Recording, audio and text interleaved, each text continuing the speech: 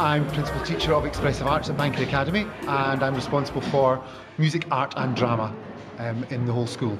Okay, and today at Banchory at the Wood End Barn in Banchory. At Wood End Barn we were doing a performance for the Wood End Music Society AGM. Yeah. And so we took some of our S123 fiddlers, and we also took our senior pupils who were part of the music enrichment course that we put on at the Academy. Okay, now you've had a long programme, it's been about 45 minutes. Just describe to me the range of music that you've had on. We had a number of the first, second, third year pupils playing Scots fiddle stuff that they've been playing last week in His Majesty's Theatre, very traditional fiddle styles.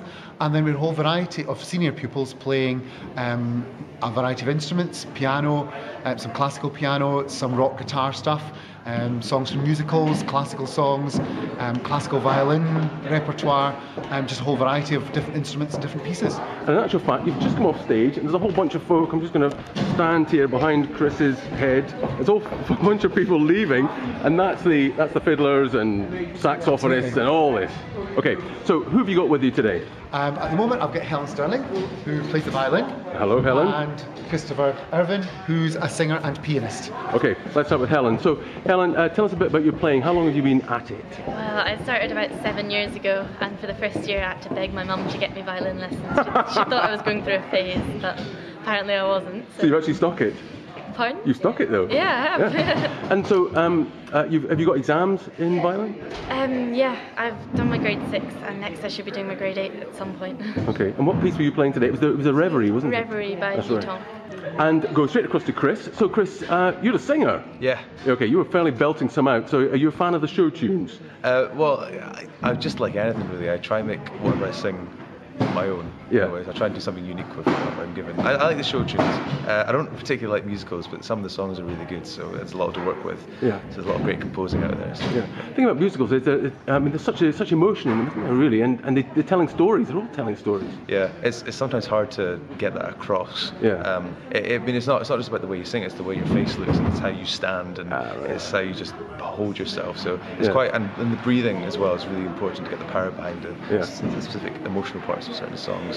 And where do you get that voice from? I mean, I'm 45 and I've not got a voice like that. And you're what? How old are you? I'm 17. Oh, what? I don't stand a chance, do I? So, look, back to you, Andy. How often do you do this kind of performance?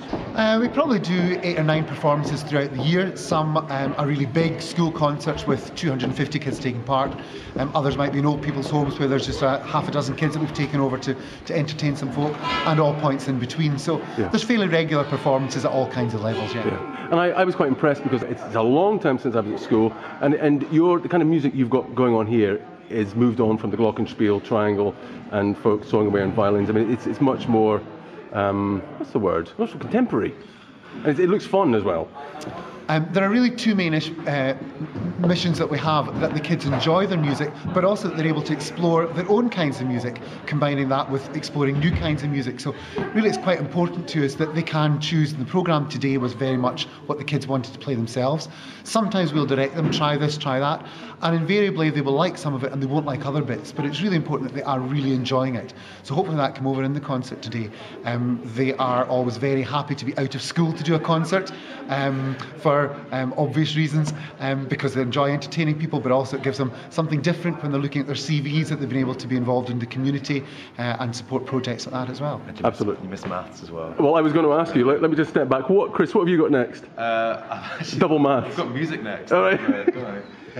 So actually, yeah, I've got a pretty music themed day. And Helen, what have you got? Same. You got the same music. Okay. Well, look, thank you all three of you. Thanks very much for taking the time, and good luck. Thank you very much.